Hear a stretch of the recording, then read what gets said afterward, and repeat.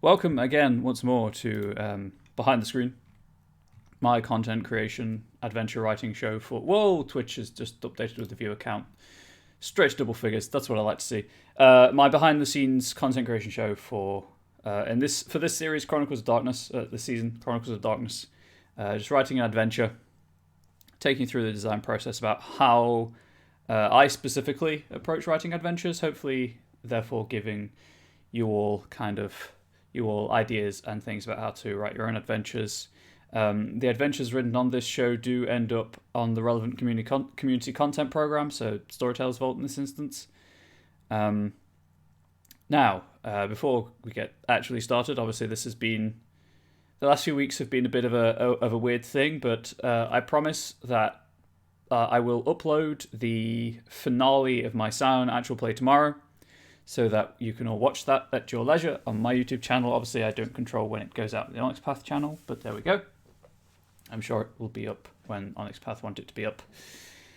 My YouTube channel and my Twitch channel are the Comrade Bubbles you see beneath my name, as is my Twitter account. I am not an official representative of Onyx Path. I'm just a fan that they've given the platform to, and I'm incredibly grateful to them for that opportunity. Or for the opportunity that they've given me to do this. I am also disabled. I may experience muscle spasms on stream. I may stutter. I may slur my speech. I apologise if it is disquieting for you, or if it makes the stream awkward to listen to if you're just listening to this while you work, because I know a couple of people do that. I'm going to move my chat window so I can see it easier. My chat window is there, so if you see my eyes flash up, that's what I'm looking at. I will try to address the webcam and not the chat window, but you know, old habits and all that. I also do struggle with multiple trains of thought, so I will generally try to finish what I'm talking about before jumping on to the next one. But as you can see here, feel free to ask any questions you may have about GMing or storytelling in this instance. Onyx Path games or role-playing games in general. I will try to address them as best I can. If I do not know the answer, I will try to point you in the direction of someone who might, or kind of just talk about the problem, and if I've encountered it myself without solving it, just give you my experience with that problem. Okay, before I get into the recap and everything, as ever, if you want to know the news about Onyx Path products, Kickstarters coming up, podcasts, slightly less relevant at the minute, but convention dates. The Monday meeting notes are the place to go. That is the link for this week's. Of note this week, today actually, in about 5 hours' time, the next Onyx Path Kickstarter goes live. That is Mage 20 Technocracy Reloaded. To celebrate, if you have seen any of the social media stuff recently, or you were here for the pre-roll, or you stick around for the post-roll, you will note that there is, in fact, a Technocracy game scheduled. I believe at least one of the players is a writer for Technocracy Reloaded, and the inimitable storyteller is Travis Legg, Plastic Age Plays, who does all the Scarred Lands development and lots of other cool stuff for the chat. Also the Twitch coordinator, I believe, or programming coordinator or something. Generally decent fellow. Check it out if you have the time. If you do want to check it out but are unable to for whatever reason, you can obviously watch the videos on demand. However, please be warned. Sorry, I'm just trying to get comfortable. Please be warned that Twitch subs get a week's exclusivity, which is why these videos always go up on my YouTube channel a week after they air, and why they go up on the Onyx Path YouTube channel a week after they air when they go up onto Onyx Path. On top of the Kickstarter, if you have any interest in Scion or just really cool artwork, there is some sweet Scion art from Titanomachy. It's like the first art piece after the Technocracy header. And then if you scroll all the way down to the bottom, as usual, there is the project update timeliney thing, which told me that there is a Deviant novella coming out, which is kind of interesting, and it just tells you where the products are that you're looking for in the development process. Anyone who's interested in such things, go down to the bottom for proofing, and it kind of gives you a bit more info about where they are. There was something else I was going to mention. Where is it? So I don't give you the wrong information.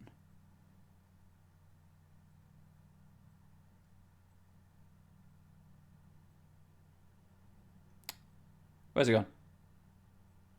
Where has it gone?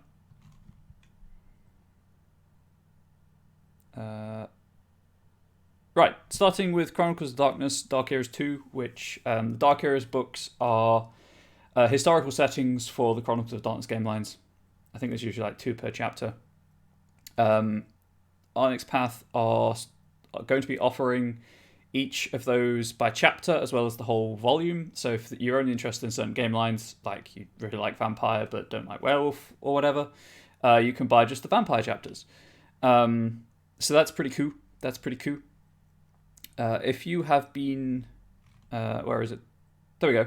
Starting on Wednesday, also, all of the Jumpstart PDFs will be free on DriveThruRPG with a new sale to give folks a chance to try out many of the game lines that Onyx Path support. I will probably be taking advantage of this myself, so please do check that out.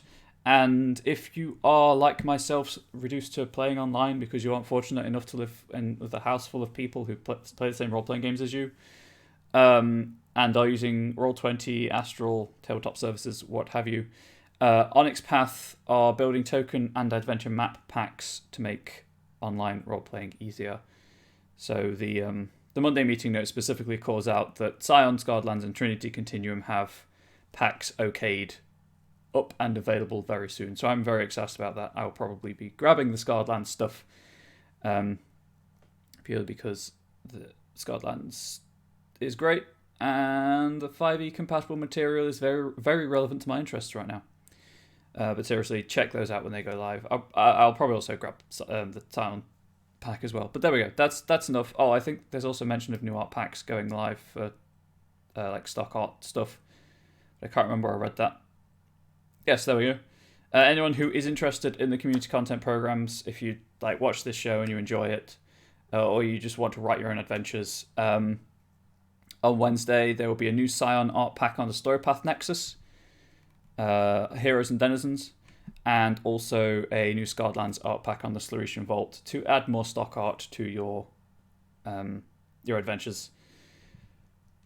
Also, if you are interested in such things, I haven't looked into it for Chronicles of Darkness yet, but the Storypath Nexus has a template for Scion adventures, and it's very useful. I used it for my last document, and it makes it look professional, which is not something I can say very often. Anyway, that's enough of that. Also, the Scarred releases and stuff, if anyone is interested in that. I touched on Yugman's Volume 2, I believe. I really should have. Vigil Watch, Chapter 2, The Yawling of Mansk. There we go. On Wednesday. Apparently Wednesday is just a busy day for Onyx Path releases. Okay, so that's that. What have we covered so far? So as with the Scion in adventure in the last season of this show, this is going to be this is an adventure designed to introduce players to Chronicles of Darkness and potentially to role-playing in general.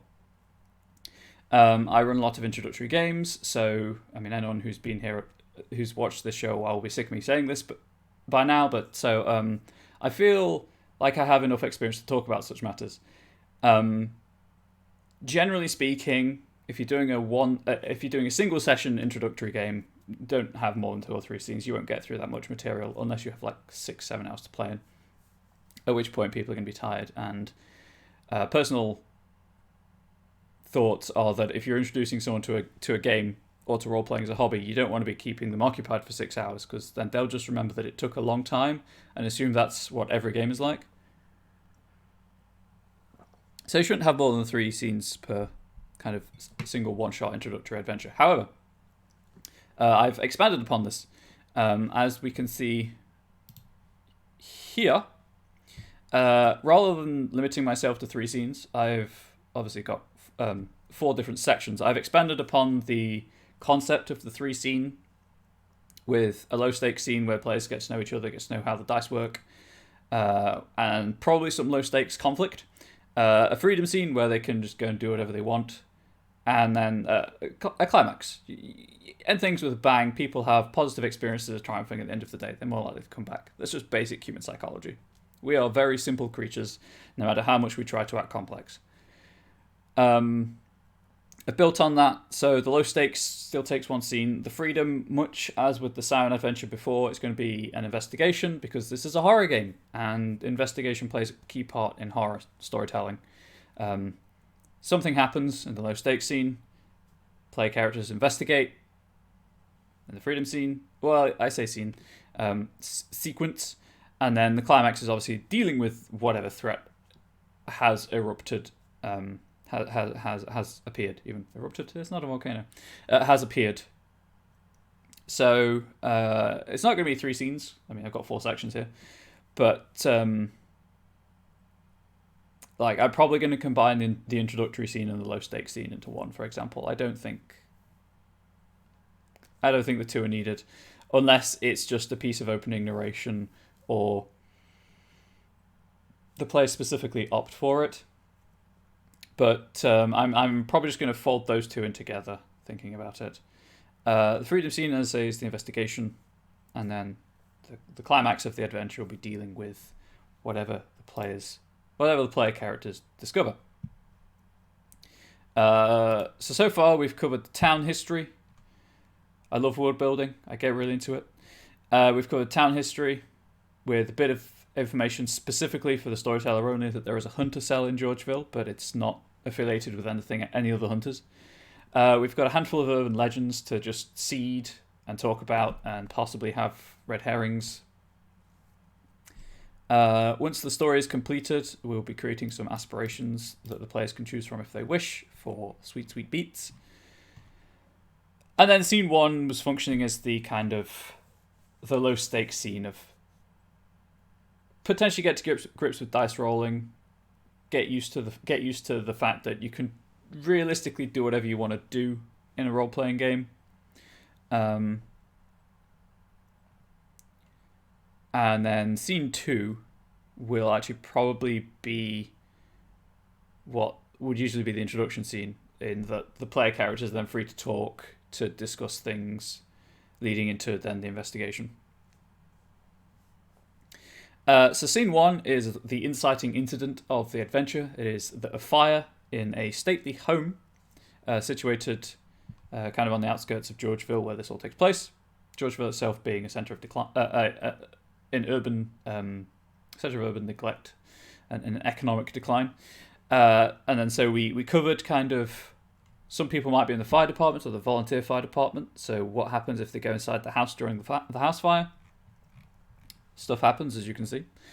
And then what happened for those players outside the house? What then happens? They get the chance to overhear some interesting tidbits that may be relevant going forwards. And then kind of as the fire burns, because, you know, something on the off chance that no player decides that they're in the volunteer fire department, just to get something happening, and also to give all the player characters a reason to contact each other. There is 1 dice roll and a condition involved to introduce the condition mechanic and the dice rolling mechanic of the game at the end of the fire, as something overtly supernatural manifests. Something to note for people who may not be so familiar with Chronicles of Darkness and the Storyteller system, there are no... I'll rephrase. There are degrees of success, but you only ever need 1 success to actually succeed at an action, unless you've got something saying ignore the first however many successes that you roll. You roll 5 or more. It's a dramatic success, exceptional success, which usually gives you a better result, but you only ever need 1 success on a D10. Out of your D10 pool, a 9, 10 is a success, 10 is a reroll. So whenever the text mentions a character succeeding at a roll, the odds are good that they will succeed. It's a good system. Quite reasonably flexible, without being too vague or broad/open-ended. So that's just what the text means when it says succeeding at a roll. You assemble a pool of dice based on what the roll specifies. You roll those dice, you count up successes. There we go. So ended it last time at the end of scene 1. So scene 2, I'm going to put scene 2, but I'm going to put it in air quotes because it's not going to be a scene. It's going to be a series of scenes to be played in any order. So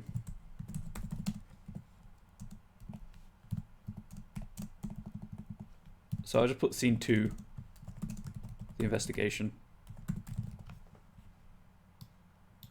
And then, as before, get your headings right the first time. Those of you who may work like this, so I write in Google Docs to easily capture the screen and then import it into Word afterwards. Anyone who chooses to do it this way, it preserves your headers, which makes navigating the Word document really easy. Anyway, so the investigation. I need these. Just so I've got them on hand.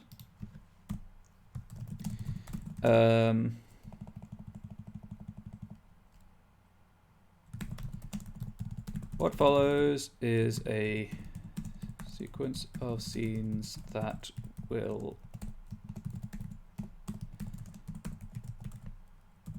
almost definitely not be played in the order presented here.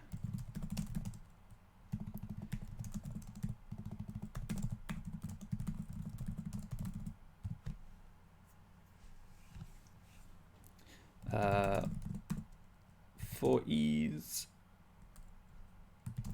I have kept them together in a single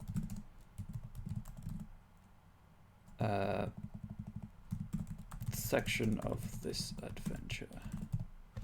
Of course, when I come to format this properly, I may decide, you know what, there's enough content in each one to warrant a page of its own, so I'll just give them all like scene headings, or like scene 2, 1.1, 2.2, etc. But primarily, obviously, I want to write a good adventure. That's the end goal here. But I want to write an adventure that is easy to use and to run. So often I've picked up adventures that are poorly written, poorly formatted, poorly edited. That's also a problem. So I'm trying to produce something that is simple to run, introduces people to the game. So the climax, for example, I've been racking my brains trying to figure out how to make that interesting beyond just, oh, the players go to the house, they find the right room, they perform whatever ritual exorcism rite they have to exorcise the Wendigo. And then kind of a couple of days ago, I was just doing something and I went, hey, wait. What if they go to, like, pocket dimension of exposure and deprivation where they're stuck in an eternal blizzard and they have to find their way through the blizzard to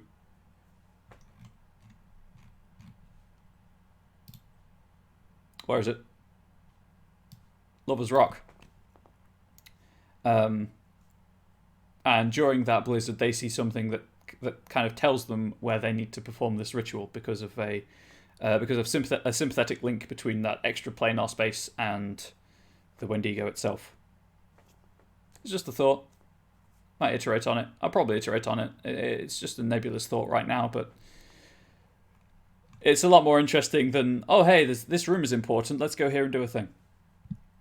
Because a book says so. So, anyway.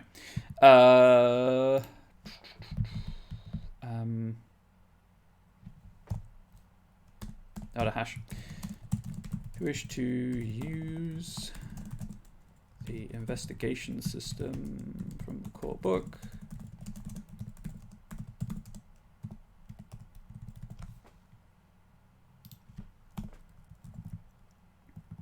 or rulebook. I have avoided specifying the specific the dice rolls required, but have tried to indicate what a failure on the roll might look like.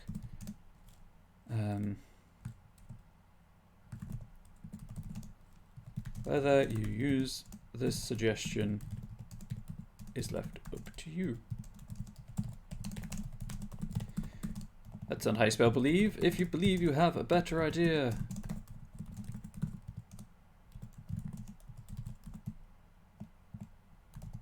Ignore what I have written here.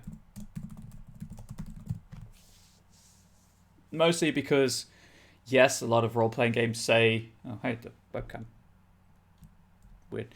A lot of role-playing games say, yes, ignore rules if they don't work for you. But they only say that in, like, one place. And then you read the rest of the rulebook and you're like, oh great, I don't know which rules I can ignore and which rules I can't. So I'm just going to use all of them and figure it out on the fly. Whereas I really don't care how people use these adventures, as long as they get fun from them.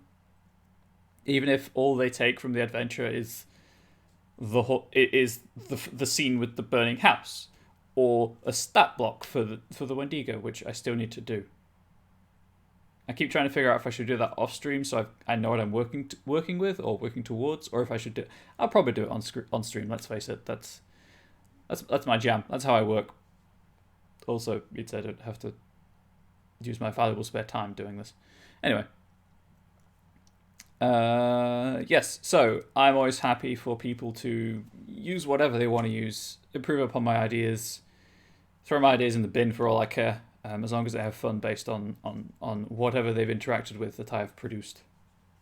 So I will try to, obviously, point out where necessary that they can ignore what I've written. Anyway, okay, so I guess we'll just treat it like the right. So the following section deals with the conversations and other informative snippets that they may have overheard whilst watching the house burn. It's like, what other word is it going to be? If I type te, I probably mean the... Anyway. And then we go to heading 2. And we put arson clue.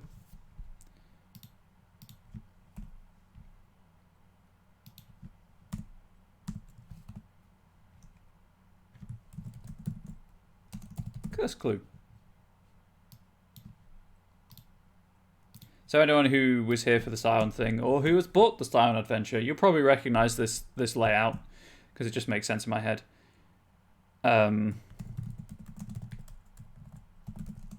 Laser Kitten clue. Laser Kitten being a death metal band, in case anyone has forgotten or is unaware. Professor Barker, my Clive Barker tribute. Oh, speaking of, in case anyone's curious, because I got nothing else to talk about right now, there is a Hellbound TV series in the works, so that's pretty cool.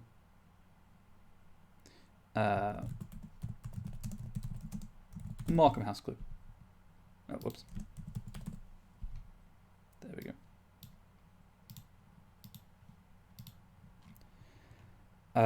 I should also...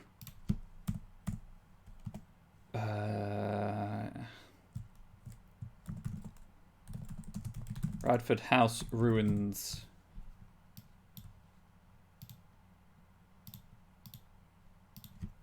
Although I guess that would be kind of here. The players may wish to investigate. Sorry about the webcam moving. There's nothing much I can really do about it. Remains of the Radford house and the estate surrounding it.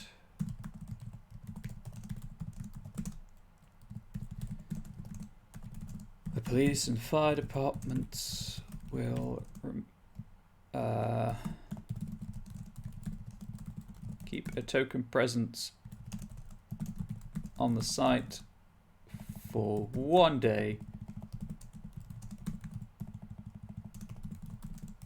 for moving on to other matters.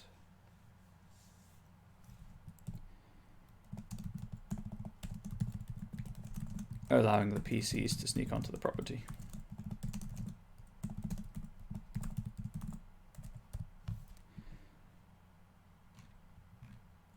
And then while I'm here, more just so I've got the titles than anything else.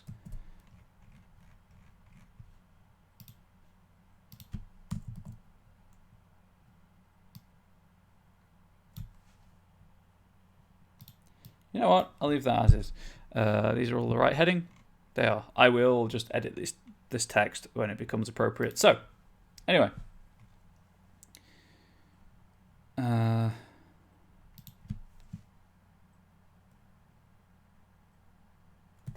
This will be like a sidebar.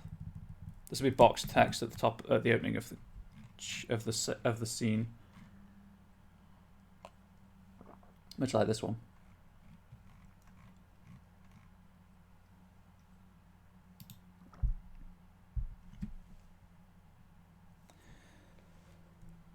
Okay, so arson clue. There's your clue. Players may investigate this in a number of ways.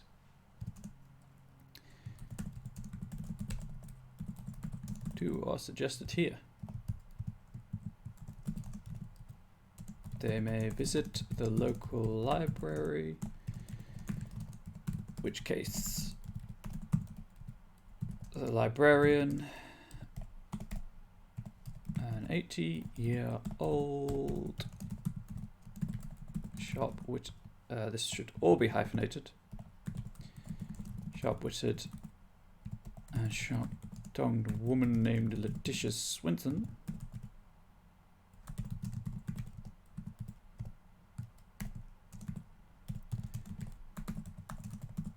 will direct them to the microfilm. Hang on, my brain's gone blank. Stupid blank brain.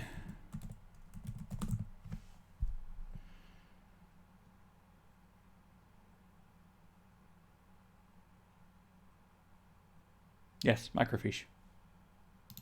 Cool. Hi.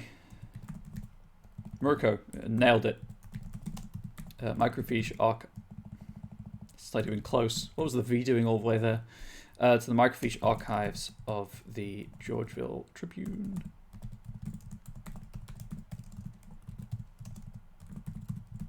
Daily newspaper dating back many years. When did we say the... Ow! Elbowed my desk. When was Georgeville founded?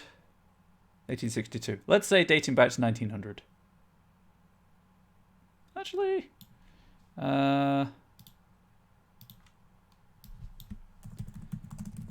first newspaper... USA.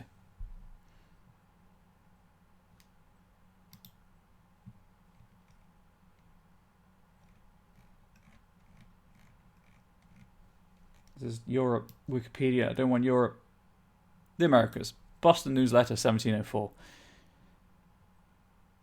Yeah, I'm good saying 1862. Let's say 1863 to give them a year to build the offices properly, the printing press, what have you.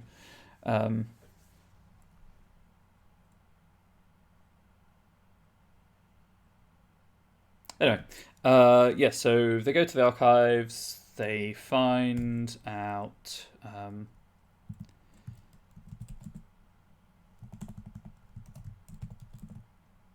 Also, odd numbers are scarier. Obviously they are. Clue. Oh right, yeah. The Onyx Dice app, quite useful. Okay, so the clue here will be that. Right, I should probably explain how the clue system works. So, as I mentioned, in a lot of horror, as it is primarily a horror game, investigations can play quite a large role in Chronicles of Darkness Chronicles. The investigation mechanic is really quite simple, in that it takes up, I think, like 3 pages in the rulebook. So, 1 whole page, 2 whole page, 3 whole page, essentially 3 whole pages. So you basically decide on how many clues there will be. Well, back to basics. You decide on the. It's weird. You decide on the endpoint of the investigation, but you don't come up with all of the potential clues. You know where it ends. You know what the player characters are going to find, because, friendly reminder, in role-playing, you want the player characters to succeed. You don't want them to fail, so even if they do fail to find a clue, something else might happen, or if they fail the roll, which I'll get onto, they might still find the clue, but something else could happen. So, yes, you as a storyteller, you decide the scope of the investigation. The bots have finally decided to start working. Which would be kind of end goal, how many clues they will need to find, and the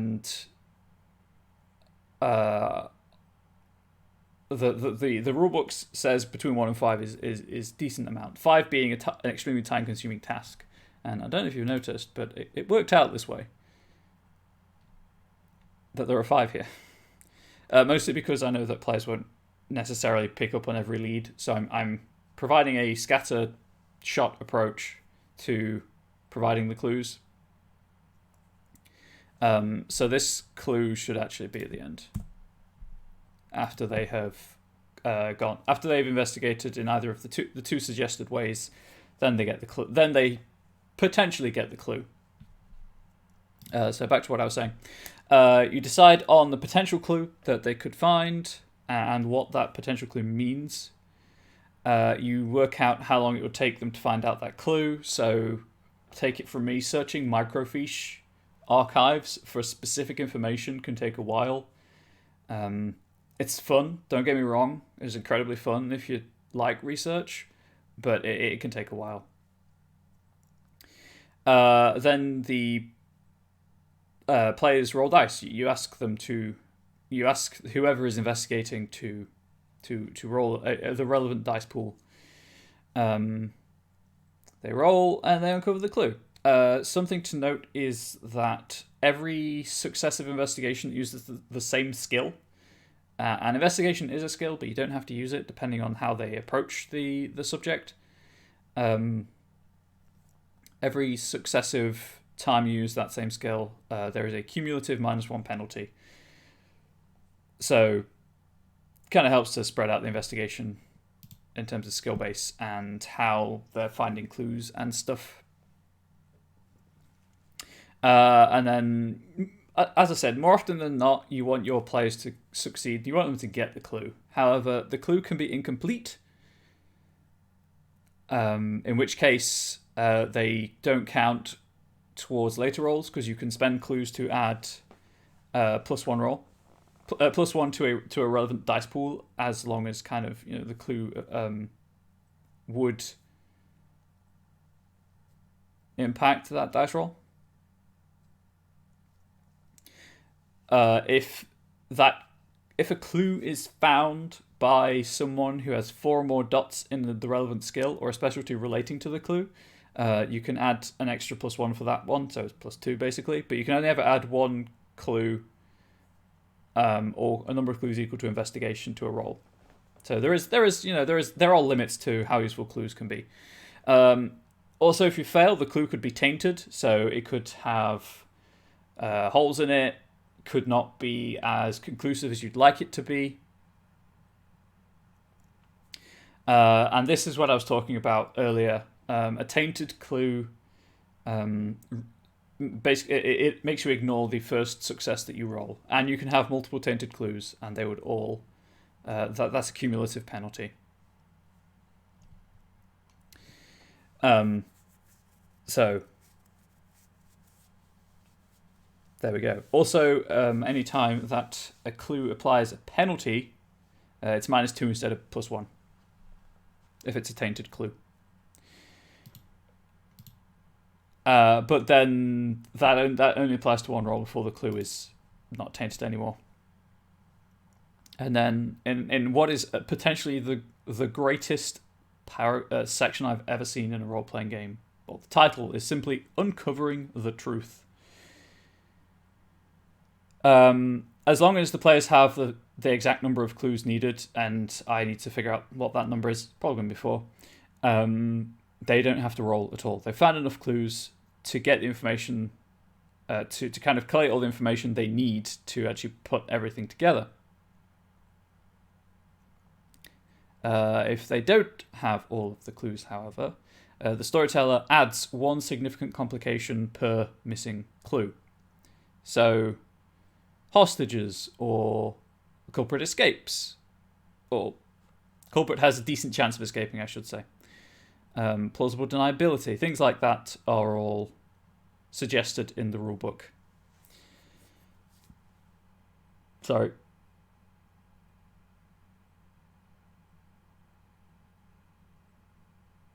There you go. It also does say, if possible, use input that came from the players during the investigation to determine the results. So listen to your player's wild speculation and roll with it. That's what I do all the time, and it is advice that you should always listen to. There was a thing also, clues can be spent. Where is it?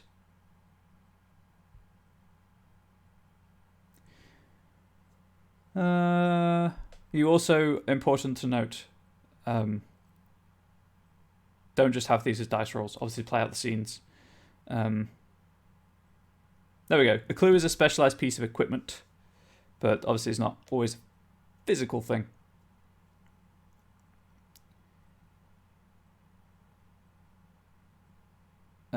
Where did it go?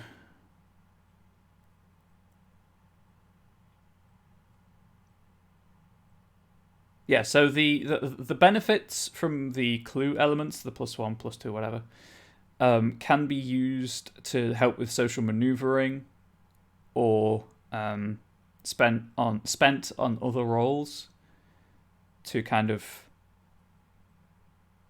represent learning things. Also, as they are a finite resource, the book does advise having a visual representation, which, again, it's an investigative thing, so having that visible record of what you've found so far, pretty important detail. Fortunately, I don't need to really go into any of this in the adventure. It's just, I feel that you would benefit from the context that I've just provided. In that rather stumbling monologue. This is always a monologue. Why did I call attention to that fact? Anyway. So, investigation method 1, local library, Letitia Swinson. If they go straight to the Georgeville Tribune,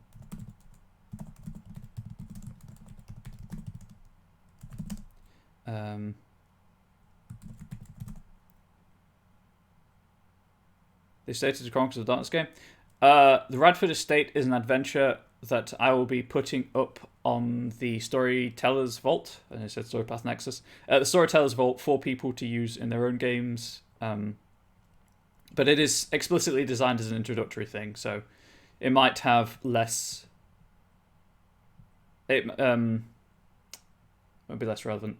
It will. It's not directed at, hey, you can put this into any campaign. It's being written with the assumption that it's going to be the start of something rather than happen halfway through. Although obviously you can always ignore what's not relevant.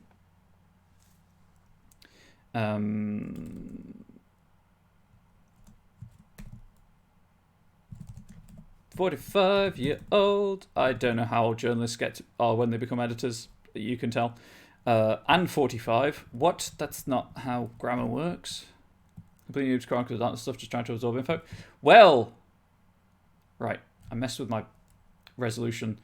I'm going to say the red J. So the screen I've got this on currently is a higher resolution than it natively supports, so everything is a bit blurry, but it means I can lay things out properly. So I think that says the red J. Please correct me. I can't read it clearly. If you have any questions, please feel free just to ask. That is the purpose of this show as well, about Chronicles of Darkness in general. 45-year-old man named... It does, and you will do. Excellent. I'm always happy to help. It helps fill the time. It stops this being just me typing and talking into a microphone. I had a name. They came to me yesterday. I was like, oh yes, NPCs. Oh, storyteller characters, STCs. Not standard template construct. That is a different thing. I think it was that, but I'm not sure. 45 Roman name, Brett Haskins. Happily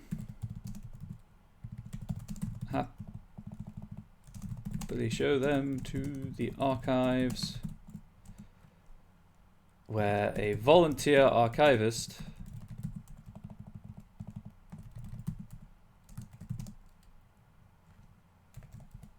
$760-year-old. What? No. Let's have another man. Simon Hoople.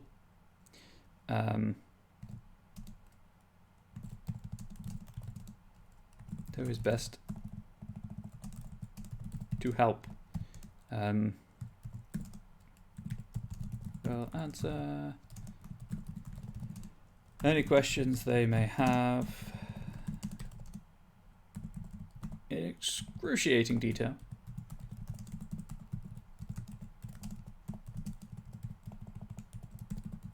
He knows the answer, or prevaricate with anecdotes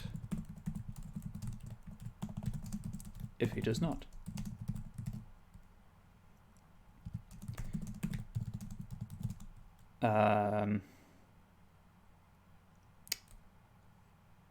I don't feel like saying he will also hover is the right way of phrasing this.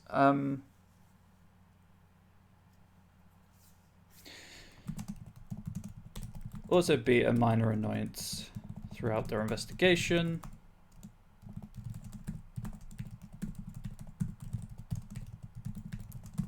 Posing a -1 penalty to any rolls made in the archives.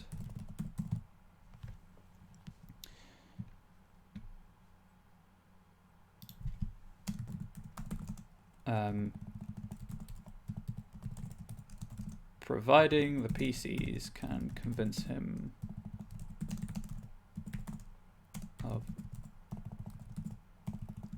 their intent. The honesty of their intentions.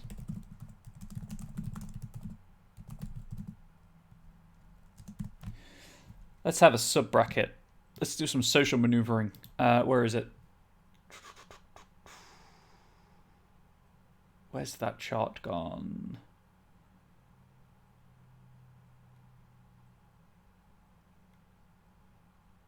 I thought there's a chart for determining how many doors would be needed. Oh,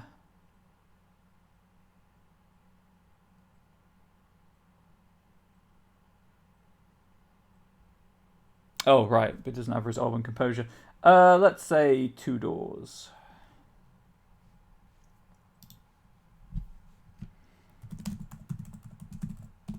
Starts with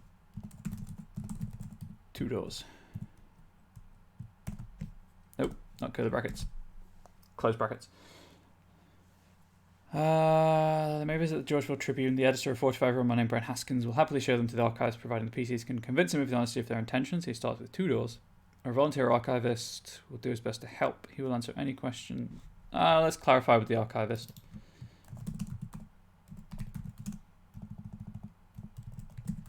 answer any questions they may have in excruciating detail if it's answer or prevaricate with that. If it does not, he will also be a minor annoyance throughout their investigation, imposing a -1 penalty on any rolls made in the archives.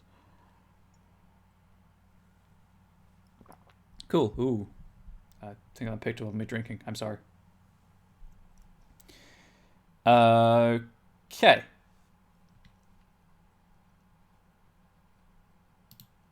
I don't want that involved. Regardless of how they investigate, the PCs will learn the following clue.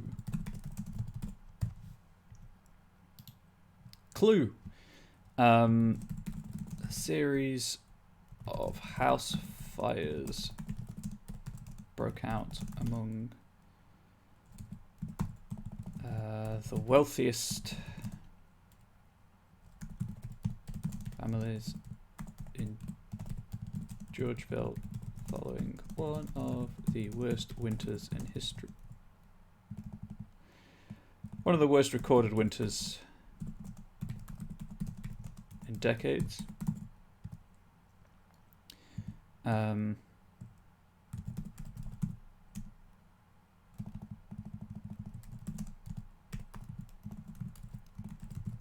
The librarian will add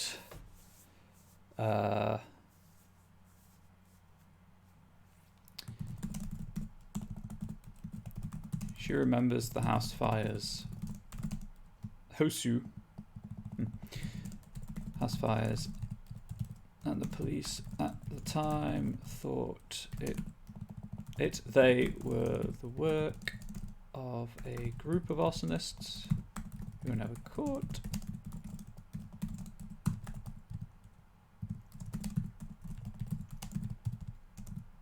The archivist will add, I don't need the colon, I just need the word that. That's just, nope, that, there we go. That he lost his father to the fires.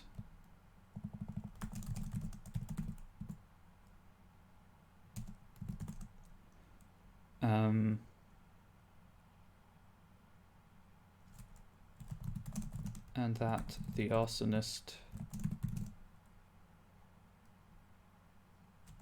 let's just say that justice was served.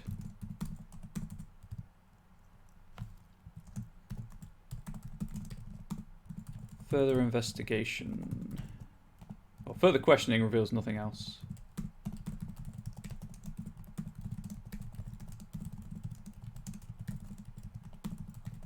But more investigation can lead to a suspicious but unsolved death 2 weeks after the fires.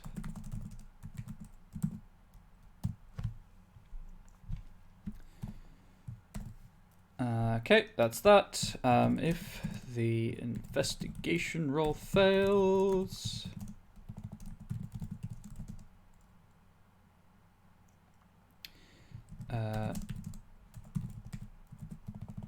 clue is tainted as the PCs collate too much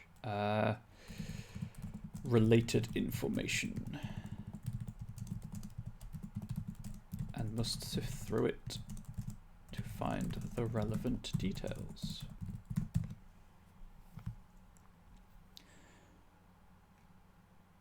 Okay, so, you know, that's that. That's how they can find that clue.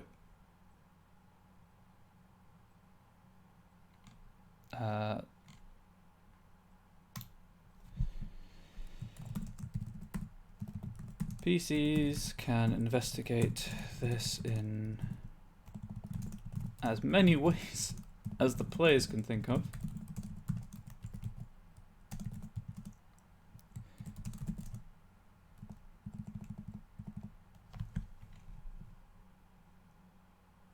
Three of these will be referencing the library, or will likely take them to the library, though. This in as many ways as the players can think of.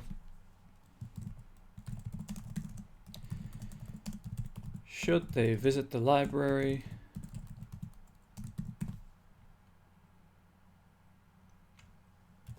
Swinson. See above. Happy to help them. However, this is just going to be clue and then like build on the urban legend. Where do we go? There we go. Clue.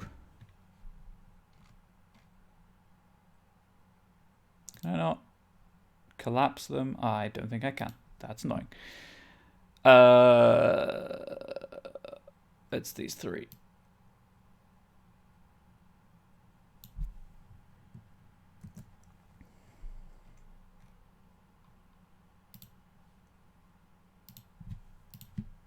I'll just put these there, drop those there so I can easily reference them.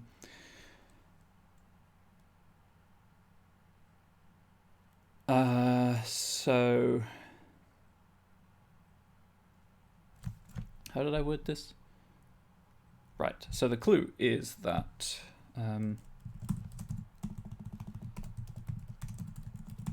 stories surrounding the Radford house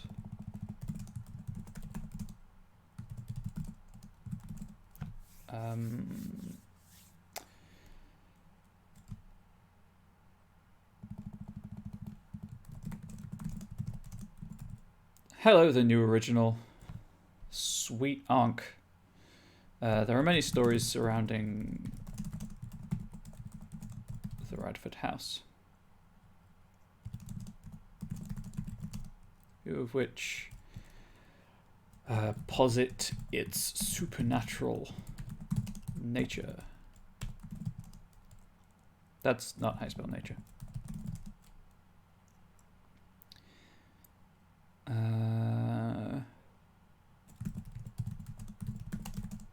Whilst some of the stories are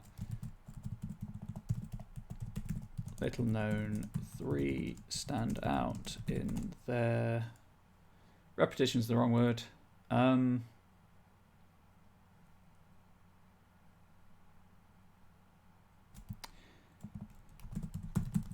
Because of the similar nature of many repeated elements. What game is this an introductory adventure for? Core Chronicles of Darkness. Base Mortals. Not God Machine. This is a ghost story. But I didn't have room in the text to say for the core game, so I do beg your forgiveness for that.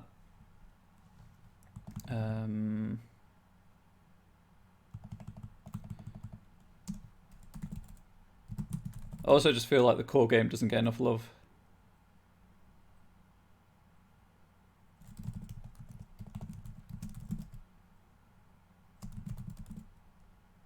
Still the wrong way of putting it.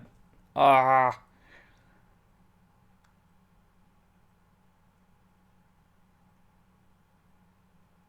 Oh, I know. I know.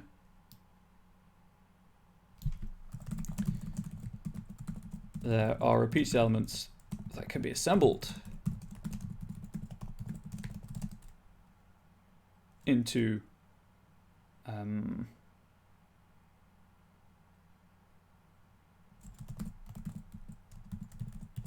three stories. Well, three legends.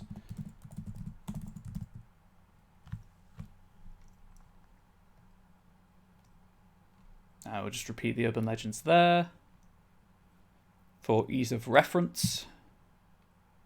I will, however, indent them. Where's the indent button? There it is.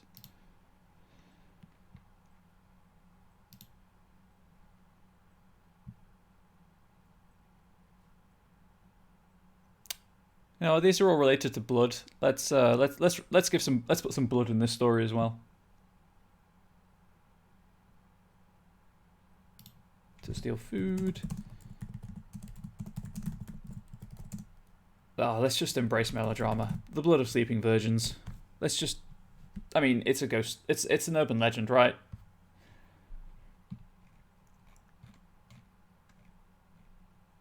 Seems hokey enough to and on those enough to work. However, if they fail the roll, that's not how you spell failing. Failing the investigation roll.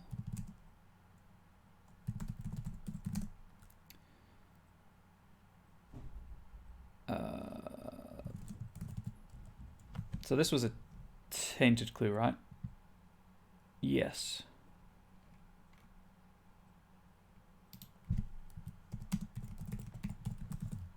So it's an incomplete clue as the players, not the players. PCs are unable to assemble the 3 legends. When writing characters, do you write specific dialogue or do you prefer character improvisation? Personally, I generally just go with character notes and improv. I used to write a lot out in detail when I started running games, and I quickly discovered that because I had that quote-unquote script there, that I would... I would read it and never deviate, and I'd get flat-footed if the players came up with something that I hadn't anticipated, which happens a lot. If I have like a big bad that I want to say something specific, I might write a few sentences down. But even with the big bad, generally I improvise because it gives me the freedom to build off of what the players do in the lead up, how the players frantically speculate about what the big bad is or what their end goal is, things like that. But I'll generally have... I'll use D&D as an example because that's what I run primarily at the minute, although I do freelance stuff, so if anyone does want to play a game, let me know. I have a Trello that I use for my D&D prep, and my character notes are generally name of character, adjective, and then race. And usually from that adjective and that race, I can then come up with a goal for the character, and the context in which they're found, obviously. I can then come up with a goal for the character, because even NPCs have goals. And a lot of the time when people complain about meeting shallow NPCs, it's because they don't have a purpose in the world, and that's really important in creating believable characters. Or like up here, the librarian is an 80-year-old sharp-witted, sharp-tongued woman, or the archivist. He doesn't have any notes here, but if he does know something, he'll answer in excruciating detail. And if he doesn't know something, he'll just won't answer the question. He'll just talk about whatever he wants to talk about. Or with the editor above, the 2 doors there.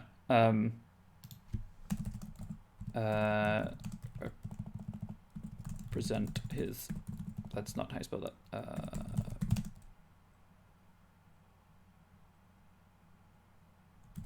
Suspicion. He's suspicious that the player characters will be trying to muscle in on his story, so that's what that's about. But those are, particularly when writing NPCs for other people to use, 3 different ways that you can provide NPC notes for another GM that are hopefully easily understood. I hope that answered the question. I know that I tend to answer them in roundabout ways because I'm a nervous person and I get performance anxiety. So I will start talking. I hope that I find my point 3 sentences in and then never know how to stop talking. The Malkavians are so good. Folks can write amazing games until their players roll up. Yes, they do. Finding good NPCs is one kind of useful knowledge that could potentially be extracted from PCs. Well, obviously, that's a important thing to do. Brouhaha, okay, I guess. Because NPCs obviously are the main way that your players will learn about the world. There's only so much environmental storytelling can do. And some players just prefer the social investigation rather than picking up on environmental clues. So it's useful.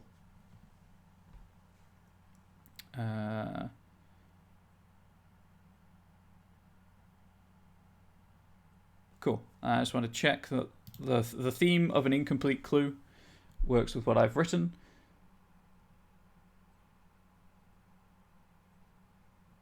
Yes, I think that should work.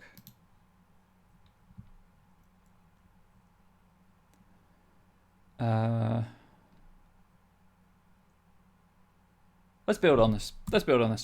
Further investigation with a small eye of the 3 stories can reveal the following.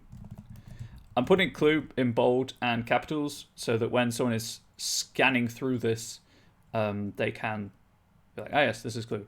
What clan do I associate with? Oh, Malkavian. No question.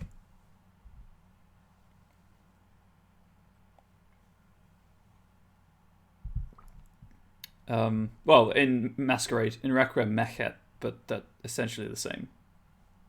But so there we go.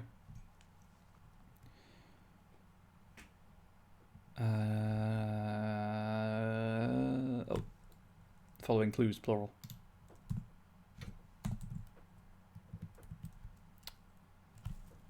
But these are all incomplete.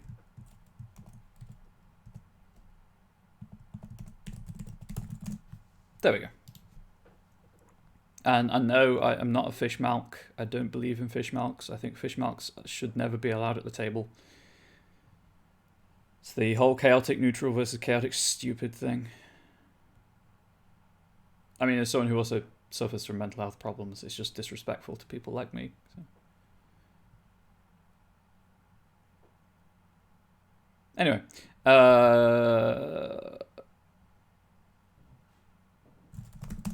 this no. The rad. I was saying no to the bold text. The Radford Castle. No, it's not a castle.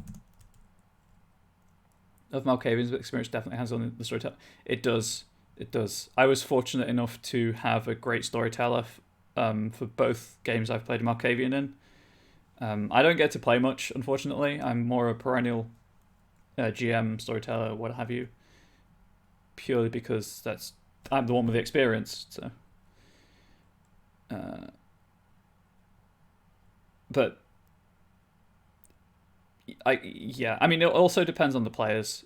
If you have other people play Malkavians who don't kind of respect them in a way, if they're just playing them for a laugh, then obviously you're going to have a bad time. Redford House has links to the black market and has many secret rooms.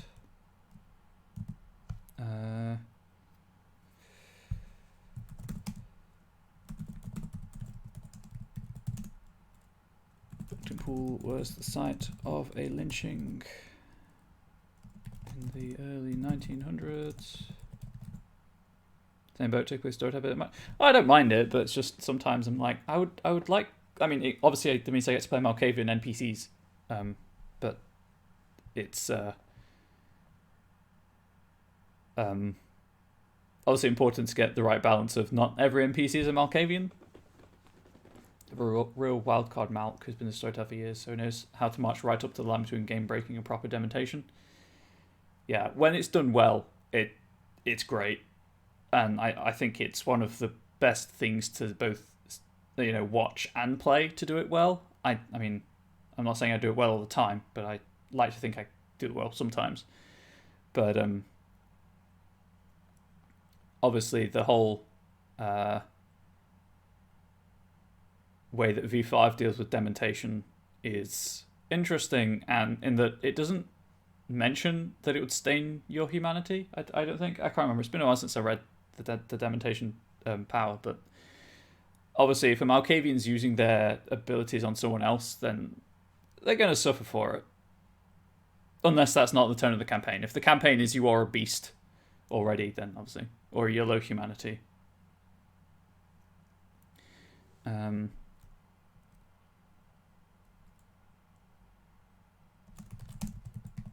No one ever found the body. Only the noose.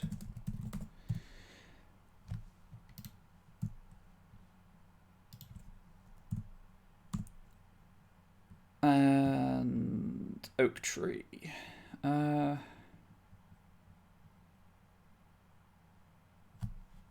has that got a comma? Storytelling V5 homebrew conversion new by night. Definitely found V5 for new players. Oh, it's great for new players. I run before the world ended, before Gehenna, a 6-week cyclical V5 chronicle, with like new people every time, and they all loved it.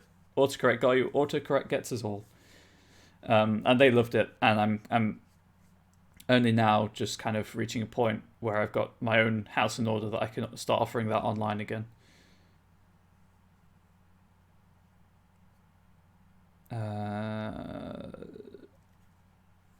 Big oak tree in the garden. It bleeds.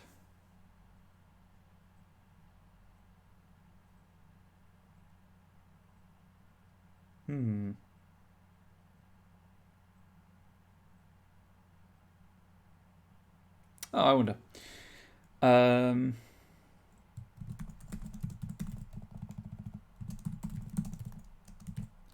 a V5 homebrew hometown of Derry. As soon as we got to Derry, I was like, ah, yes, I can see where this is going. Yeah, I run a V5 homebrew of where I'm based as well. I think most people do. But I didn't take the by night approach because I didn't want to.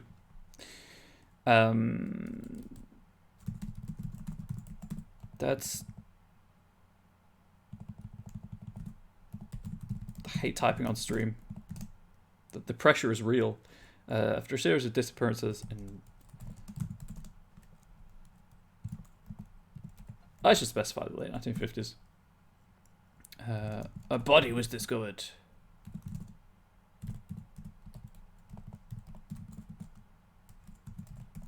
Stuffed into the trunk of the oak.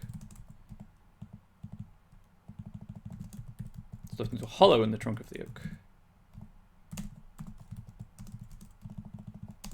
I really should get back to Across Darkened Waters and flesh out some more of the stuff. That's my chronicle name. Because where I live has a honking great river. So I was like, yes, that's a natural divide between the Anarchs and the Camarilla. Also, it helps that people on this side of the river are usually more socialist and liberal, and the ones on the other side of the river are more conservative. So there is a natural divide there in demographic anyway. These should be indented for my ease of formatting. There we go.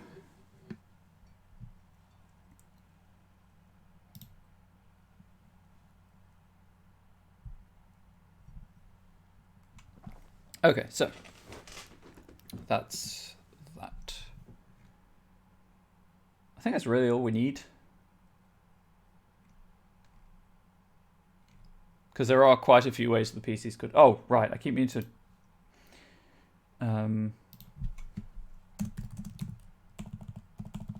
Let's add it here in the design notes. It may be worth suggesting... short scene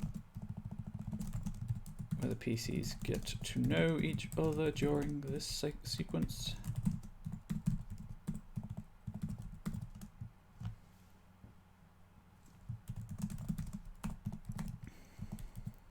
If they prompt the scene,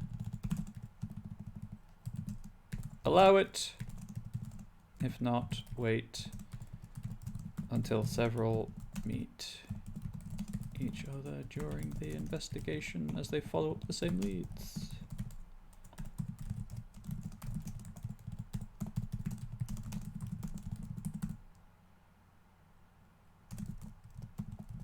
And then suggest it.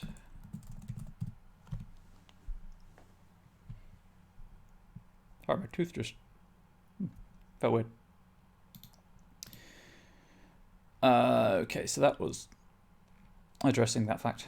Ah, right. Laser kitten.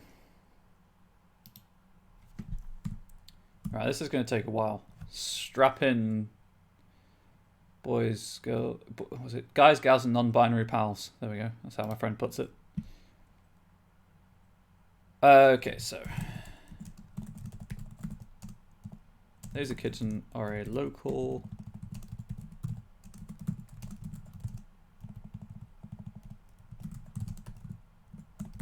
death metal band.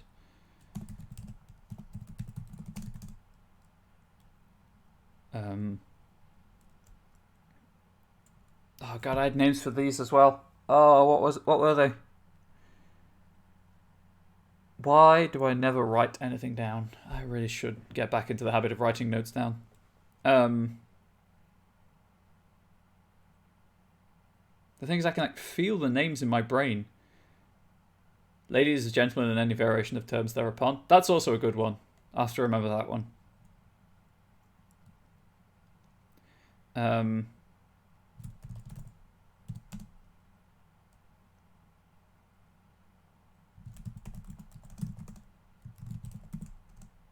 I so very nearly put Cooper then. No. Crown.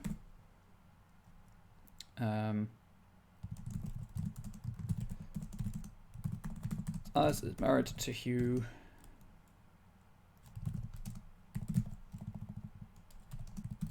Many people in Georgeville whisper that she is no better than she ought to be.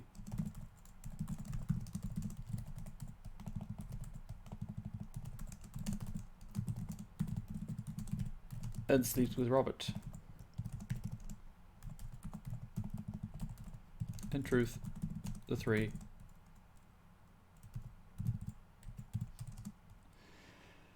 Right, how to put this so it doesn't convey incest. She's basically in a relationship with both, and everyone's happy with that arrangement. But saying in a happily polyamorous triad implies the incest.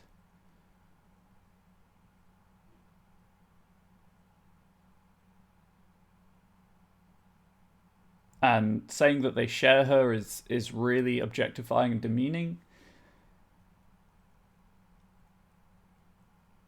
This was just a cool thing, I thought, to subvert expectations and to use that trope of it's a small place, people talk, but usually there's like the talk is unfounded. Although in this case, she is sleeping with both of them, but everyone's happy with this situation.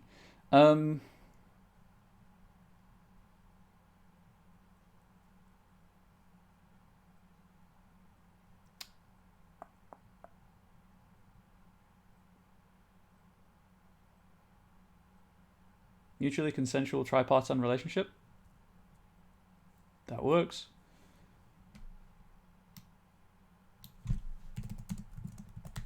I'm just gonna copy that. Thank you very much.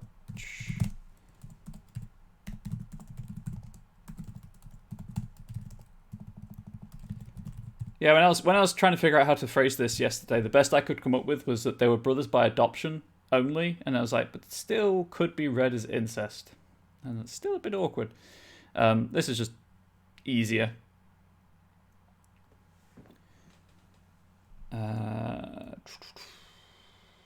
So thank you for the help.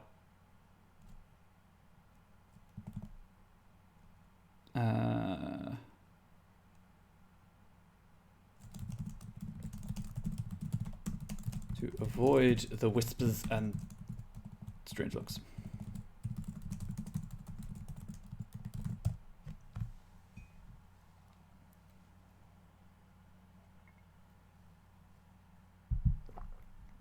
Also, just because diversity and not everyone is monogamous. And that's how the world works. Awkward and disturbing relationships are usually pretty memorable and gripping, oddly enough. Yep. But I didn't want to even imply that I was supporting an incest, so...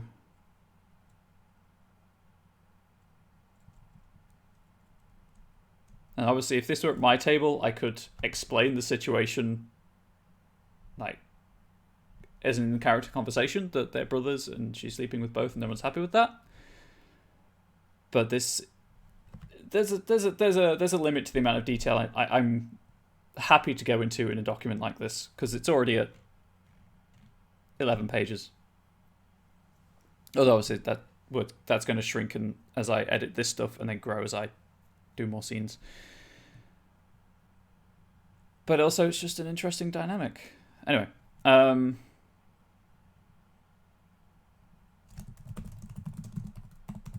habit of filming their music videos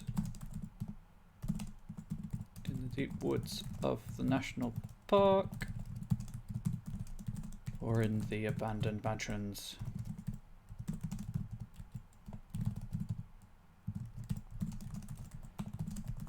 The three are happy to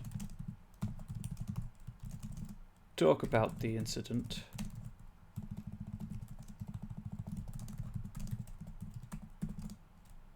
That occurred during the latest film shoot. Yeah, I knew that was typed wrong. So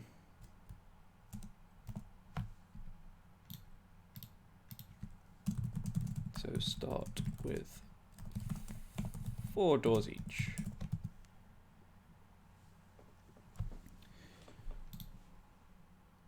I guess compose works as well.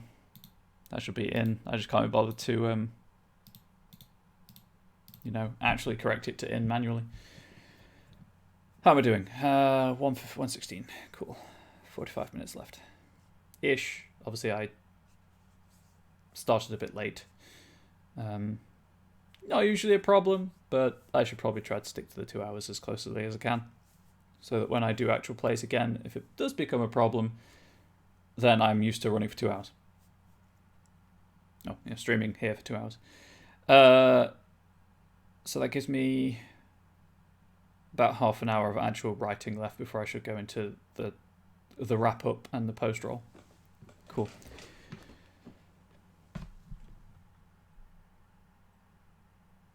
Okay.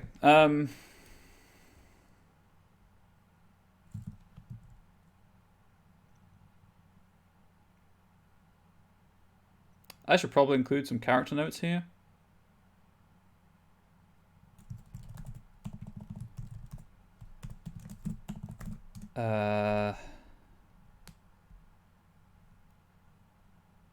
Let's say drummer and founding member. We'll just say drummer. Let's just imply they're all founder members. That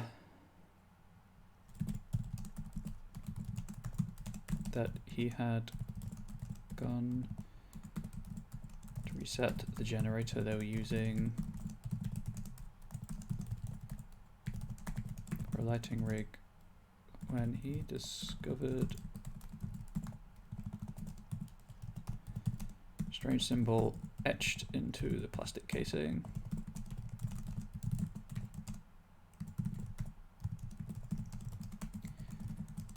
Returned with the others. It had been scratched out.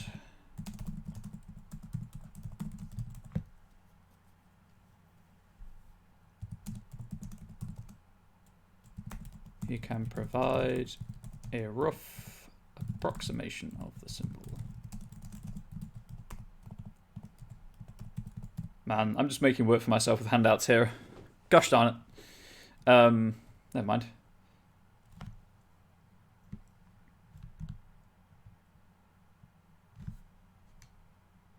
You know what? I may as well just do it here. Hugh is a shy drummer. Robert.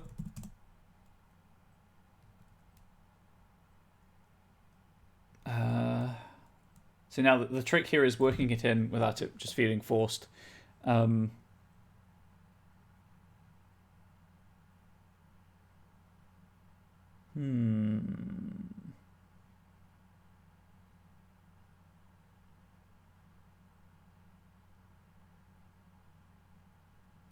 Let's not.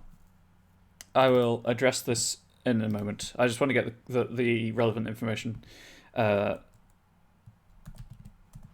Guitarist will reveal that he had found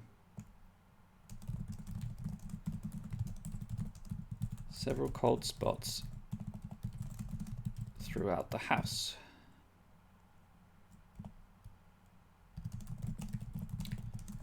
The ones in... So the kitchen's where the ladle is. Where's the secret door? The living room.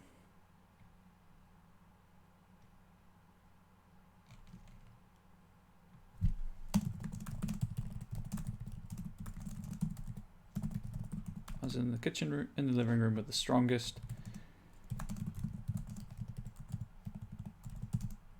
Wasn't until he entered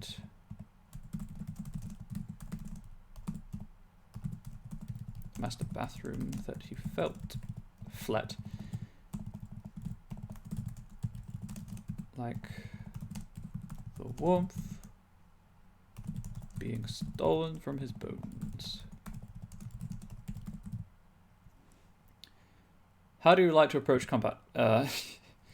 I generally actually go with the 3 rounds and done idea from V5 in anything that isn't, D&D related.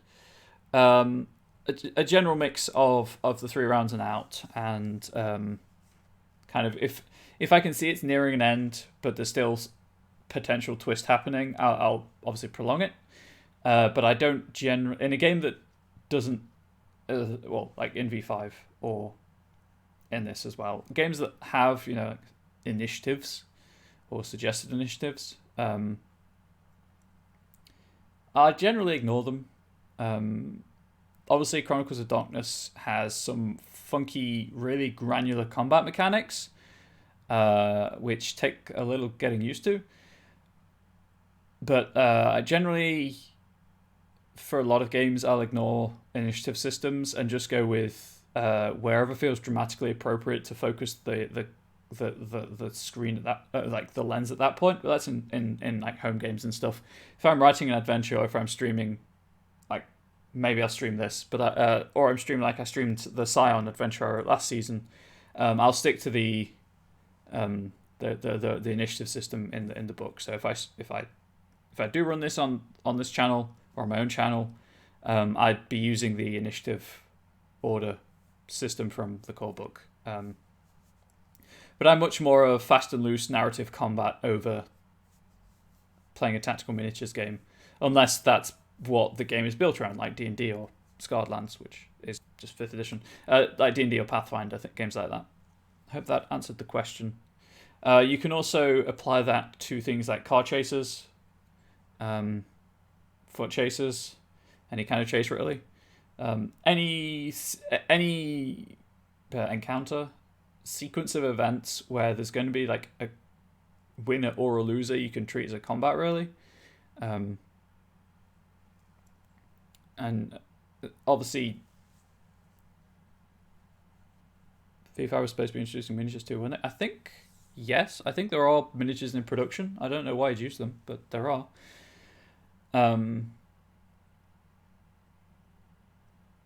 yeah.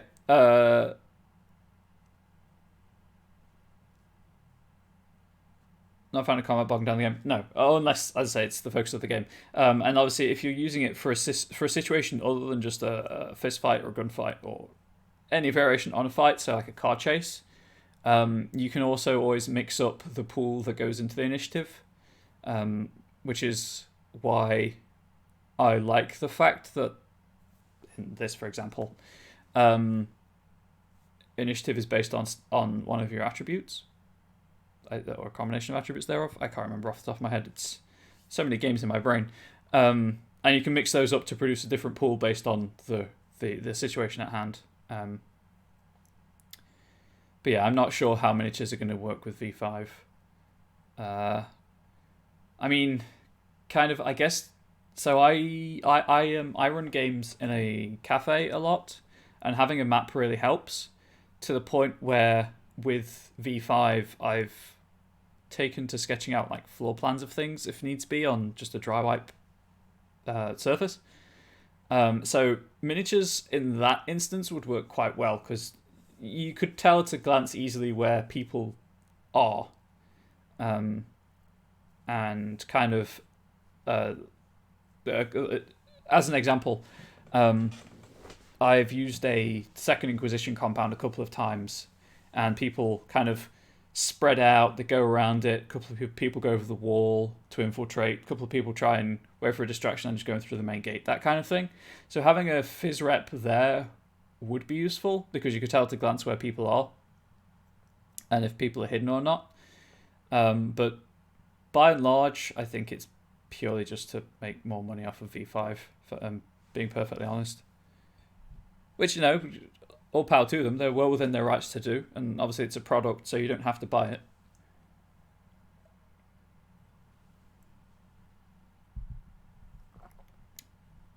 Hopefully that's not a contentious opinion. And then Alice, keyboardist and vocalist.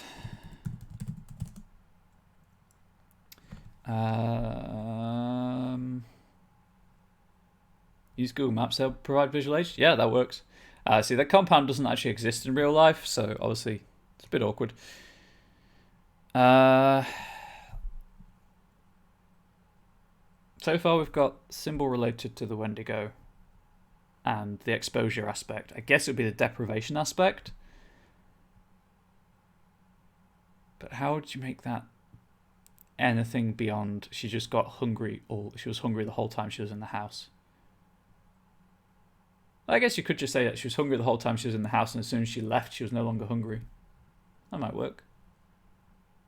Could go for that. Could go for that. If I can't think of anything better, that's probably what I will go for. Okay.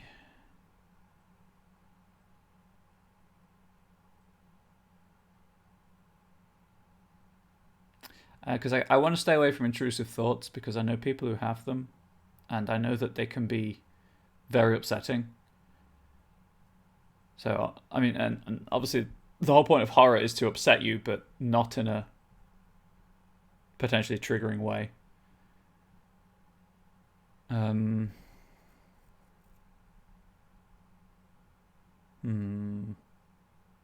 I guess for now, I mean, I have weeks to think about this, because I'm halfway through scene 2. So hopefully by the end of next stream, I'll have finished scene 2 at least. Like a safe scare? Yeah. So for now, I'll just put she was hungry the entire time she was in the house, but the moment she left, she was no longer hungry. Yeah, movie jump scare. Or something to build dread without actually, as I say, triggering negative memories or anything. Trauma, that kind of thing.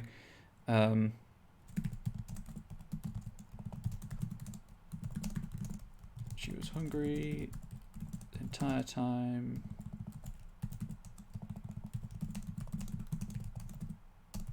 She was in the house, but the moment she left, the feeling disappeared.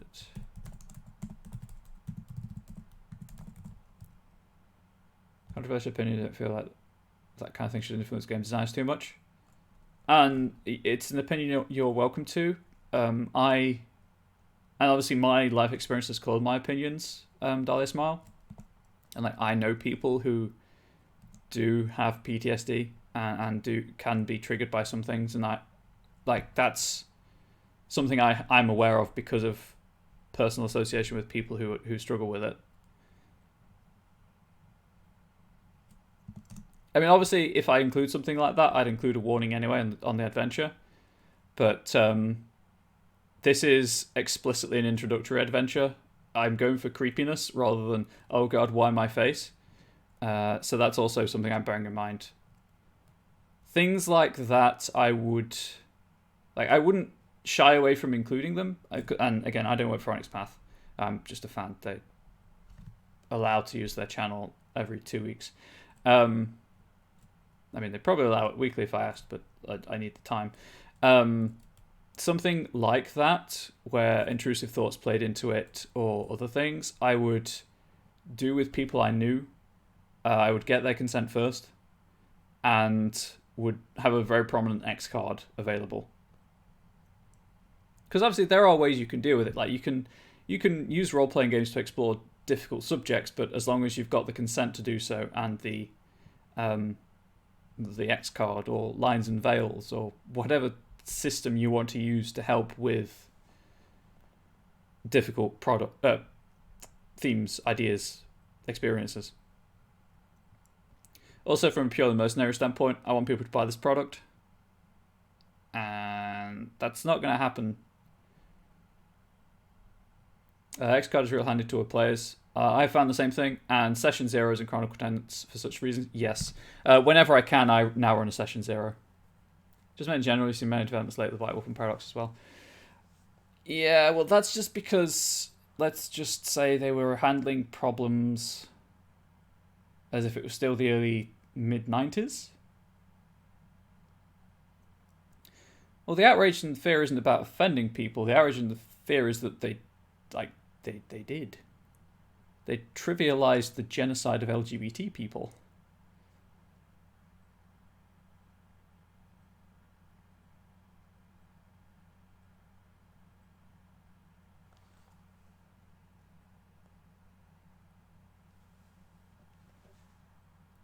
But there are ways of dealing with dark and troubling themes without going straight for what happened in the original print runs. This isn't the focus of the show, obviously, but as it has come up in chat, I do want to obviously respond and address it. And yes, horror role playing is always going to be a good place to explore dark and troubling themes. That's what horror does.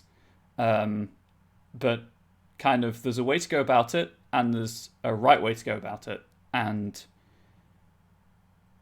ignoring that this is an introductory thing. And obviously I don't represent Honest Path's opinions on such matters. These are just me from my understanding of the situation, and I'm always happy to debate things and talk about things and grow as a person and build my opinions and change them. I like to think I'm reasonably aware of my cognitive biases. Just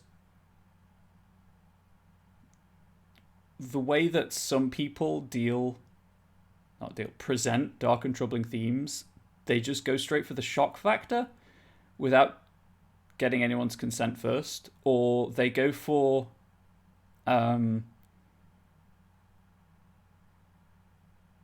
experiences that modern culture have said, yes, these are funny, we can joke about them, ha ha ha, and then trivialize actual real world experiences of those things. And that's not the right way to deal with it. Debates be like, do we soften the real world to not offend players? Would you like the ugly face of the world where it's head for accuracy? And obviously, you've got to tread a fine line between the two. I would always err on not offending people because that's just me, and I'm queer. I'll be open about that fact. I'm also disabled. I'm also open about that fact, and I know how it feels to some extent. Obviously, white privilege is a thing, and I'm sheltered from a lot of problems, but I know how it feels to feel like the butt of a joke or to be humiliated because of things that are intrinsic to myself, which I can't change and don't want to change. But anyway, I don't think it's that everyone is so scared right now of offending people. I think it's just we have a wider awareness of traumatic experiences, and visibility of issues is so much greater now than it was when V1 came out, for example, or when White Wolf started producing games in general. So the themes that they dealt with then just aren't appropriate now, in a way. Or the way in which they dealt with them aren't appropriate now, I should say. So it's, again, personal opinions don't reflect anyone else's, and I'm happy to talk about this on Twitter and wherever else afterwards. So I'll get back to the show, after this. But a horror works in anything like horror movies, horror novels, horror role playing, works because it's controlled, which seems paradoxical. Horror comes from the feeling if you're out of control, you don't know what's going on. Fear of the unknown is the oldest and greatest fear of mankind, as the quote goes, or whatever goes. But as I've said, there are right ways to go about horror and there are wrong ways to go about horror, and I would always err for caution. Dallas Mal, don't worry about derailing it. These are obviously difficult subjects that are plaguing the tabletop community in general, and they need to be talked about and explored. And a lot of the websites where they are, not naming names, do kind of lend themselves to extreme viewpoints and less than civil discourse, shall we say. Sorry about the Freudian slip. I think ultimately the tools are there with lore and hooks, but I think an hierarchy capacity should be front with anything that may cause issues like that. If you're traumatized someone as a storyteller, you probably won't keep playing. Yes, I'm going to carefully go through this document when it's finished, and I'm going to send it to my friends that I trust as beta readers, just to see if they can see any issues with it, and I will include those as a warning. Books should respect who reads them. Storyteller and group can decide what's too much or too far. Yeah, and because anyone can pick up the book and read it, obviously a book has to be accessible and treat people with respect.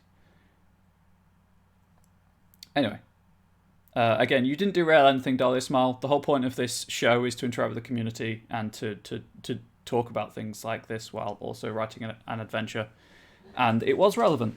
So it's not a derail; it's a tangent, and I hope that I communicated my opinions clearly, and that no one thinks less of me for holding the ones I do. TL didn't listen. I always err on the side of caution, and it is a good topic. And if you want, actually, there is I guess talk show's the best way to explain it. Storytellers with Coffee. I can raise that very question if you want to them to see if that's a topic they want to talk about. All of us, there is a private Onyx Path Twitch streamer Discord, so I can raise that as a potential topic for future discussions if you want. If not, if you feel like the internet's covered that enough, that's fine as well. Obviously, it's a tricky subject, so that's something that you probably shouldn't spring on them, but anyway, now I may or may not have put my foot in it. What kind of clues would come from? What would a failure on this role look like? Having conversations is good. It is a conversation-based hobby, and the only way you talk about difficult subjects is to obviously talk about them.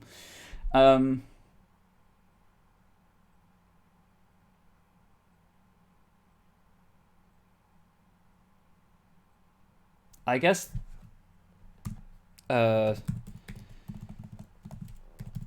failing to open all the doors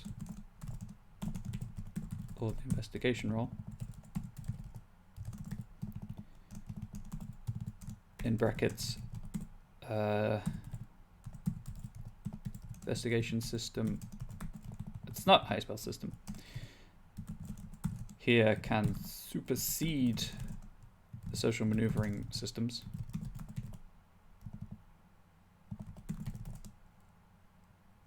That looks wrong. Sure, it'll tell me if it is, if needed. Happy the community is pretty diverse and accepting. We're definitely looking at this. Yes, we are. We very much are. Especially with some of the things you can, do in Chronicles of Darkness and whatnot. Although obviously diversity is kind of the hot core conceit of Scion, so baked into that one. Probably why I have such quality content players. Definitely. And authors, obviously. I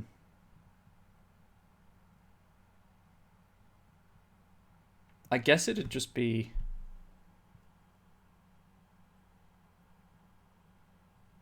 incomplete clues. This one, if they fail, they just won't learn anything. And this is more just a red herring. The Markham House stuff. produces 1. Nope, Control B. Incomplete clue per band member.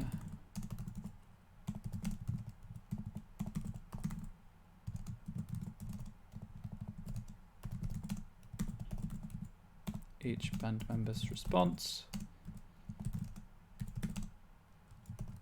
is 1 clue.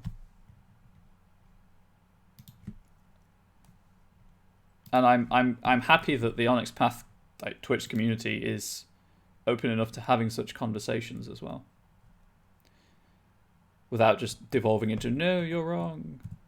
Actually, difficult conversations happen a fair amount on the Onyx Path Discord server, just like the general Discord server, and it's great to see the amount of civility present.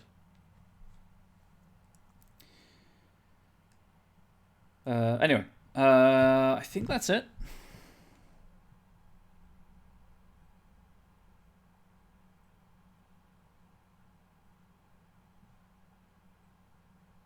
Yeah, like, these are just pretty vague clues, so I'm happy for them to be just incomplete, and then they count. Let's actually...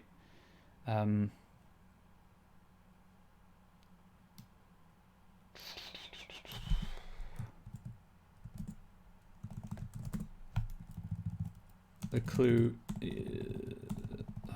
no, we'll have all 3 responses as the actual clue.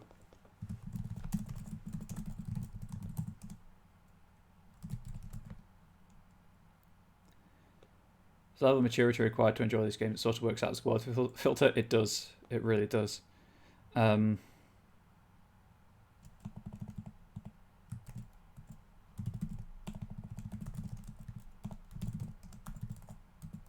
taken together, count as a clue.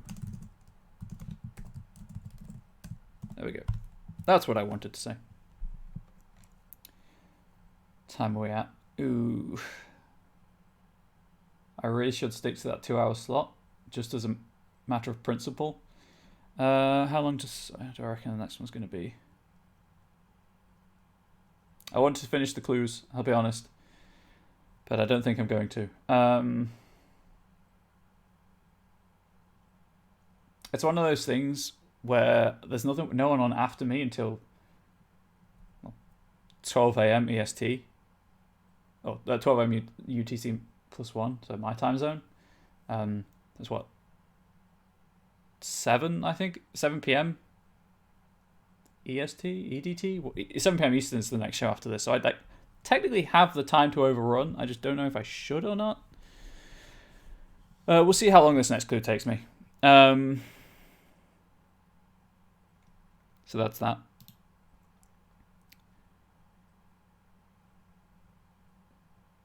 Do you ever make like relationship maps, do you mean? And then, while you answer, I will continue typing.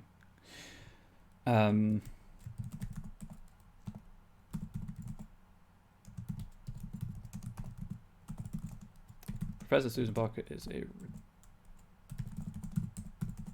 retired academic from, I think it was Boulder, wasn't it?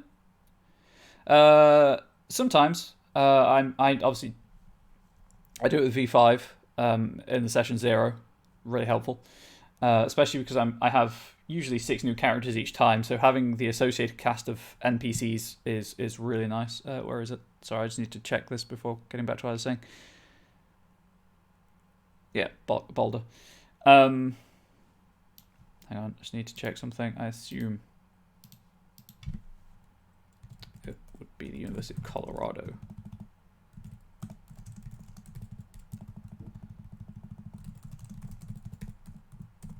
And then I pretty much when I do session 0s going forwards, I will probably, yeah, Boulder as a campus.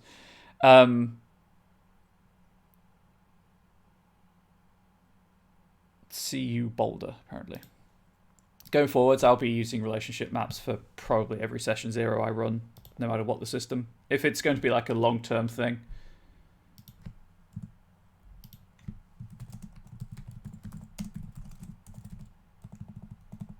with a focus on architectural history.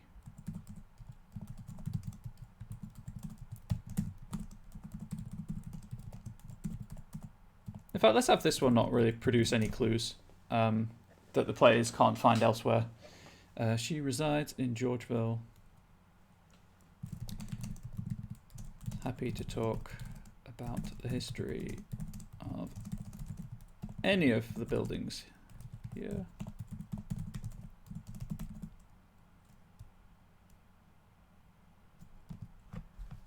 Also, something I'm probably going to do. Obviously, V5 calls for like how you think about other PCs and stuff.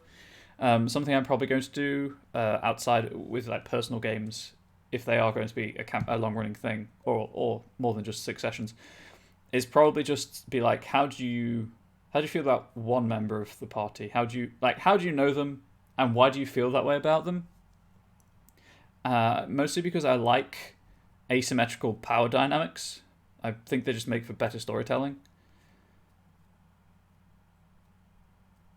Anyway, that's my 2 cents, as the saying is.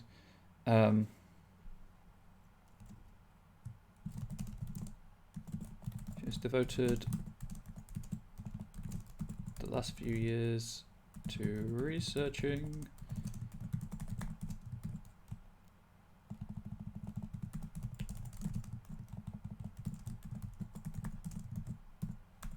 the Radford estate and has found very little.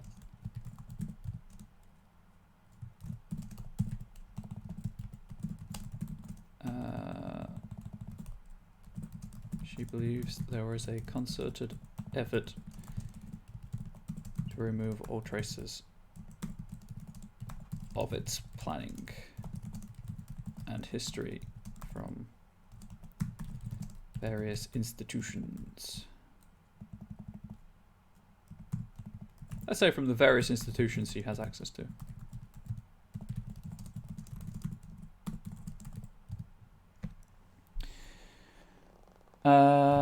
I missed out the word effort there. Whoops.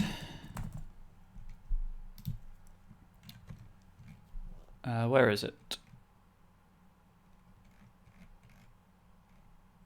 There we go. She does, however, know that the house has many secret rooms, none of which she knows to be in the living room, or to be attached to the living room, or connected to. No, we'll say connected to.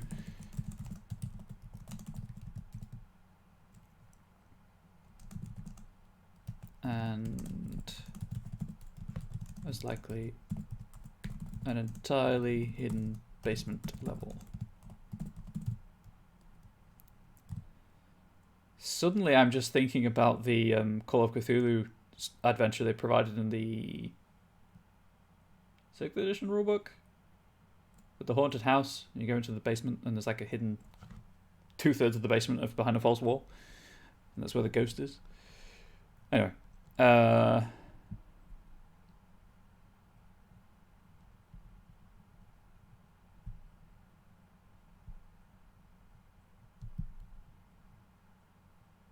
happy to leave it as that is what she knows, actually, because that tells the players that there are places that they can't, if they've been there first, tells the players there are places still to find. If they haven't been there and they conduct an exhaustive search, like, tells them there's probably still somewhere they're not looking, where there's something to find, or something important, because great effort has been made to hide it, which is a great way to keep players interested in your games. Okay, however, that is 1 hour and 50 minutes, so I should probably get to the wrapping up portion of the stream. So, as I mentioned at the top of the stream, if you are interested in Onyx Path stuff, it's always worth checking the Monday meeting notes, where you will find out about upcoming Kickstarters, cough, M20 Technocracy Reloaded, cough, today in a few hours' time, lasting for, I believe, the regular month. If you're interested in Scarred Lands, scroll all the way down to the bottom for Chapter 2, for an announcement about Chapter 2 of the Vigil Watch stuff.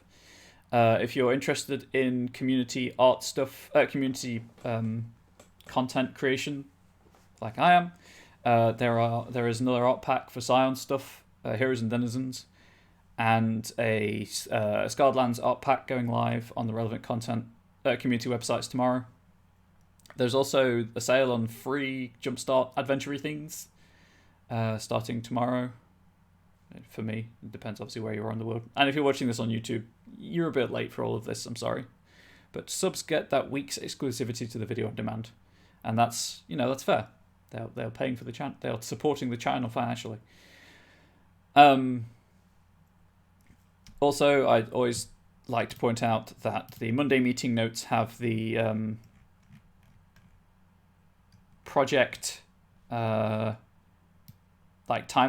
pipeline updates at the bottom, so they'll tell you where the various projects are in the development status. Always very useful to know, especially if there is a product that you want to keep an eye on. Like, personally for myself, I'm very excited about all the Scion books, which are still in post-approval development, hopefully going into editing soon, apart from the LARP rules for Scion, which are in editing right now. Also, if, like many people, you are resorting to, I say resorting, if you are playing role-playing games over Roll20 or Astral or various other virtual tabletop services, the Monday meeting notes do call out the fact that token and adventure map packs have been okayed for Scion, Scarred Lands, and Trinity Continuum, and they'll be going up very soon. I'm going to be excited to see what they've done for Scion and Trinity Continuum, as the story path system doesn't really need maps and tokens, but it'll be cool free art at the very least. And I'll probably be grabbing at least one of those packs to help my own GMing stuff. There's really also there's some sweet Scion art at the top of the update. If you ever want to catch up on old videos from the channel, there are usually good links there, or information on sales of Onyx Path books as well, and dates for conventions. But obviously those are all up in the air right now with the way the world is. If anyone has any questions from the stream, now would be a great time to get them in. Although I do hang around for the entirety of the post-roll, because I'm the one with the end stream button, and the post-roll runs while the stream is running. So if you do have any questions, I will be in chat for a few minutes after the stream, quote-unquote, ends, after you stop seeing this gloriously pale face. So I'm happy to answer questions in chat. I am available on Twitter as @ComradeBubbles. If you have any questions or just want to talk shop or about any of the myriad topics that are, a difficult conversation to have. I also do stream on Twitch as Comrade Bubbles. Always happy to talk role-playing. Although primarily I do video game stuff 3 days a week. Just playing video games, hang out with a really great, inclusive, positive community.